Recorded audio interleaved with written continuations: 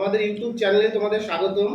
যারা 6 সেমিস্টারে স্টুডেন্ট রয়েছে, তোমাদের পরীক্ষা 11 তারিখ থেকে শুরু হচ্ছে। আমরা অলরেডি তোমাদের ডিএসসি ইতিহাস, ডিএসসি বাংলার সাজেশন দিয়ে দিয়েছি। শুধু সাজেশন নয়, সুপারফাস্ট সাজেশন। তোমরা সেই ভিডিওগুলো দেখলে তোমাদের আশা করি তোমাদের পরীক্ষা যথেষ্ট ভালো হবে। এরই পাশাপাশি তোমাদের অন্য যে সাবজেক্টগুলো রয়েছে, প্রত্যেকটা সাবজেক্টেরই ভিডিও ধীরে ধীরে আপলোড করা হবে। তোমরা অবশ্যই আমাদের চ্যানেলটির সঙ্গে যুক্ত থাকবে এবং তোমাদের আরও অন্য যে বিষয়গুলোর প্রয়োজন রয়েছে তোমরা আমাদেরকে কমেন্ট করো, আমরা সেই ভিডিওগুলো অবশ্যই করার চেষ্টা করব। তো ডিএসসি রাষ্ট্রবিজ্ঞান যাদের রয়েছে 6 সেমিস্টারে, তারা যে প্রশ্নগুলো পড়ে যাবে, প্রথম প্রশ্ন তোমরা পড়বে বিকেন্দ্রীকরণ ব্যবস্থা কাকে বলে। এই বিকেন্দ্রীকরণ ব্যবস্থার সুবিধা অসুবিধা লেখো। পরীক্ষার জন্য যথেষ্ট ইম্পর্টেন্ট প্রশ্নটা, যে বিকেন্দ্রীকরণ ব্যবস্থা কাকে বলে, সুবিধা ও অসুবিধা। 100% কমন প্রশ্ন এটা। 2 নম্বর প্রশ্ন তোমরা পড়বে পৌর নিগম, যেটা পৌরসভা, এর গঠন, ক্ষমতা ও কার্যাবলী আলোচনা করো। পৌর নিগম বা পৌরসভার গঠন, ক্ষমতা ও কার্যাবলী আলোচনা করো। 3 নম্বর প্রশ্ন তোমরা পড়বে ভারতের পঞ্চায়েতি রাজ ব্যবস্থার কাঠামো সম্পর্কে আলোচনা করো। ভারতে পঞ্চায়েতি রাজ ব্যবস্থার কাঠামো সম্পর্কে আলোচনা করো।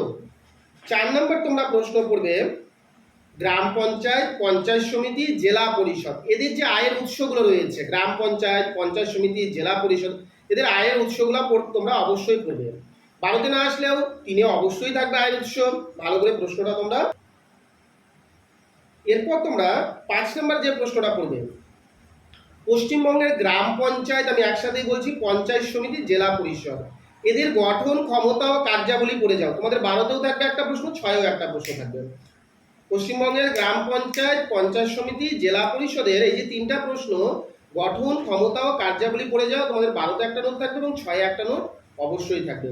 বিকেন্দ্রীকরণ প্রশ্নটা অবশ্যই ভালো করে পড়বা তোমরা, খুবই একটি কমন প্রশ্ন। পৌরসভার ক্ষমতা ও কার্যাবলীটা ভালো করে পড়বা। এরপর তোমরা 6এর জন্য যে প্রশ্নগুলো দেখবে, বলবন্ত মেহতা কমিটি ও অশোক মেহতা কমিটি, এই যে দুটো কমিটি রয়েছে, তোমরা 6এর জন্য ভালো করে দেখে নিও, বলবন্ত মেহতা কমিটি ও অশোক মেহতা কমিটি।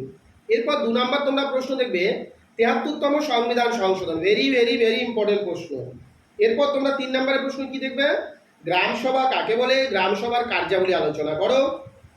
4 নম্বর প্রশ্ন তোমরা দেখবে গ্রাম সংসদ কাকে বলে, এর ক্ষমতা ও কার্যাবলী আলোচনা করো। 5 নম্বর প্রশ্ন তোমরা দেখবে পৌরসভার আয়ের উৎস।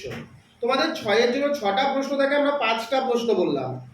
বাকি যে 12 নম্বরের প্রশ্নগুলো বলেছিলাম, গ্রাম পঞ্চায়েত, পঞ্চায়েত সমিতি, জেলা পরিষদ, সেখান থেকে একটা প্রশ্ন অবশ্যই 6এ তোমাদের থাকবে। তাহলে খুব বেশি একটা প্রশ্ন বলা হয়নি।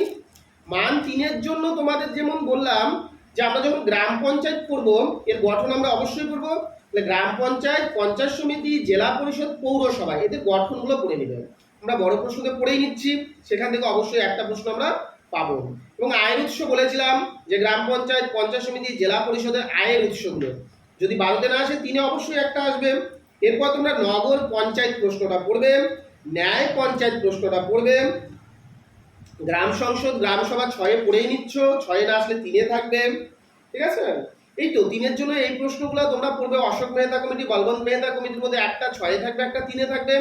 ঠিক আছে, এর বাইরে তোমাদের আর কোনো প্রশ্ন থাকবে না। তাহলে খুবই সংক্ষিপ্ত একটা সাজেশন বলেছি আমরা। আশা করছি এখান থেকে 100% কমন অবশ্যই পড়বে। এর বাইরে 100% বলতে তোমাদের যে 12 নম্বরের 4টা থাকে, 6-এর যে 6টা থাকে এবং 3-এর যে 6টা থাকে, সবগুলো প্রশ্ন কমন পড়বে। এর থেকে সাজেশন আর কিছু হয় না। তোমরা আমাদের চ্যানেলের সঙ্গে যুক্ত থাকো, একে আমাকে আমরা প্রত্যেকটি ভিডিওর সাজেশন নিয়ে আসবো। সবাই ধন্যবাদ, সবাই চ্যানেলটির সঙ্গে যুক্ত থাকো।